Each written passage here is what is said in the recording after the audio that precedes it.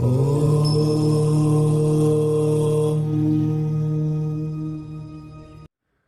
शक्ति देखने वाले सभी दर्शकों को पंडित अखिलेश युधिष्ठ जी का प्रणाम।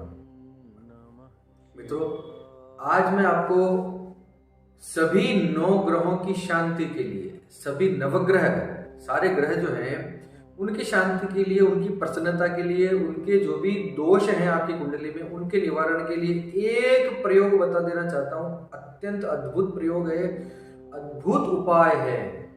साल में कम से कम एक बार ये प्रयोग आप करके देखिए, अपने स्वयं के लिए, अपने परिवार के किसी सदस्य के लिए। ग्रह कोई सा भी हो, दोष कोई सा भी हो, निश्चित रूप से इसका अद्भुत फल देखा गया है। मेरा उपाय नहीं है, ये दत्तात्रेय तंत्र का एक उपाय है, एक तांत्रिक प्रयोग है। दत्तात्रेय तंत्र में भगवान श्री दत्तात्रेय ने ये उपाय दिया है। यानी श्री भगवान की वाणी है ना, ब्रह्मा विष्णु महेश का स्वरूप माने गए भगवान दत्तात्रेय, तो उनकी वाणी है, तो असफल तो नहीं हो सकती। हाँ, हमारे आपके कर्म में, आपके उस प्रोसेस में कहीं कमी रह सकती है, अलग बात है।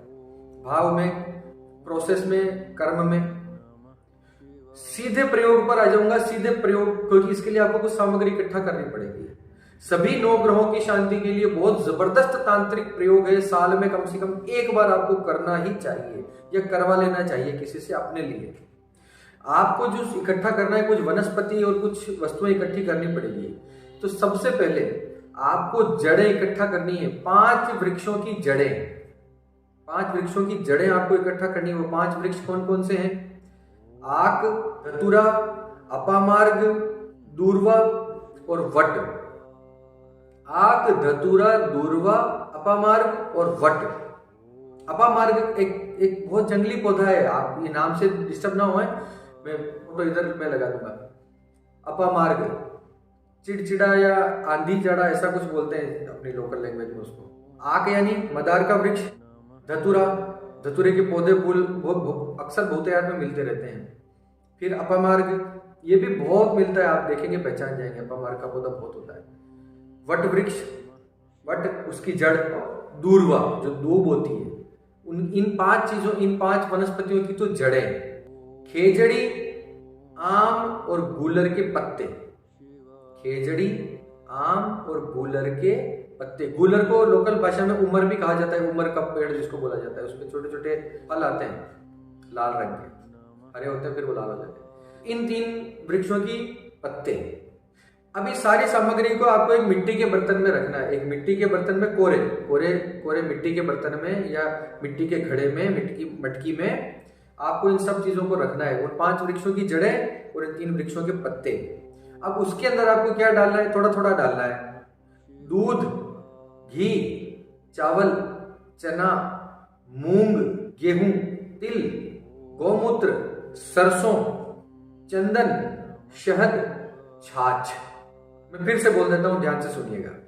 दूध, घी, चावल, चना, मूंग, गेहूं, सरसों, तिल, गौमूत्र, चंदन, शहद, छाछ। ये सब वस्तुएं, ये सब चीजें उस मटकी के अंदर, उन पत्तों और जड़ों के ऊपर आपको उसमें डाल देना है। उसके बाद उसके ऊपर ढक्कन लगा दीजिए, किसी मिट्टी का ढक्कन हो चलेगा।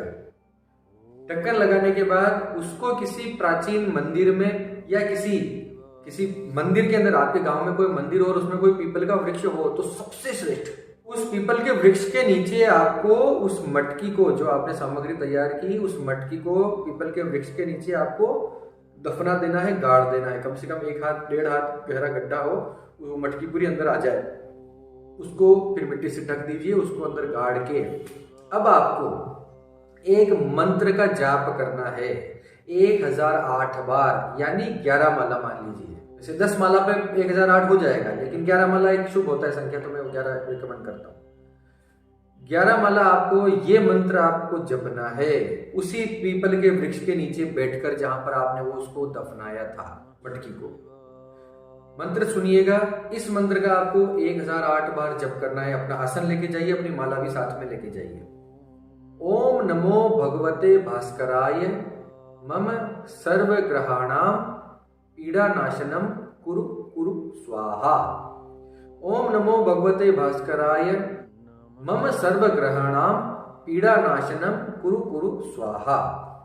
ये मंत्र है, इसमें न कोई न्यास है, न किसी प्रकार की पद्धति है, न पटल, न कुछ। तांत्रिक प्रयोग है, एक तांत्रिक मंत्र है, सीधा आप इसको बैठकर वहां पर जप कर सकते हैं। आप अपने लिए कर रहे हैं तो मम सर्वग्रहाणाम कर सकते हैं, अपने पुत्र के लिए कर रहे हैं, अपने बेटे के लिए, उसके ग्रहों को सुधारने के लिए कर रहे हैं तो मम पुत्रस्य, इस प्रकार से आप कर सकते हैं। मम पुत्रस्य सर्वग्रहाणाम पीड़ा नाशनम कुरु कुरु स्वाहा। ओम नमो भगवते भास्कराय मम पुत्रस्य सर्वग्रहाणाम पीड़ा नाशनम कुरु कुरु स्वाहा। आप स्वयं नहीं कर सकते हैं, किसी पंडित से करवा रहे हैं तो पुत्रस्य की जगह यजमानस्य लगवा सकते हैं, आप उस पंडित को दक्षिणा दे सकते हैं। ओम नमो भगवते भास्कराय मम यजमानस्य सर्वग्रहाणाम पीड़ा नाशनम कुरु कुरु स्वाहा। और अपने स्वयं के लिए कर रहे हैं तो जो मैंने बताया वही, ओम नमो भगवते भास्कराय मम सर्वग्रहाणाम पीड़ा नाशनम कुरु कुरु स्वाहा।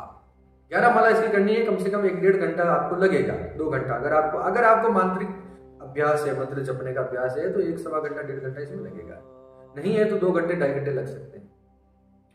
लेकिन साल भर के लिए आपके इन ग्रहों की शांति पड़ जाएगी। अद्भुत है, मैंने 70-80 बार ये करके देखा है लोगों के साथ।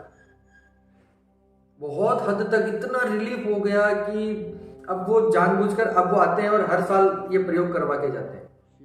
तो इसी के साथ अब आपके मंगल की कामना करता हुआ मैं पंडित अखिलेश ज्योतिष आपसे विदा लेता हूं। अगर मेरे वीडियोस आपको अच्छे लगे हों, ये जानकारी आपको अच्छी लगी हो तो प्लीज इसे शेयर कीजिए, सब्सक्राइब कीजिए, लोगों में ज्यादा से ज्यादा इसको बांटिए, सबका भला हो जाएगा। इसी के साथ मैं पंडित अखिलेश ज्योतिष आपसे विदा लेता हूं। धन्यवाद। सर्वे भवन्तु सुखिनः।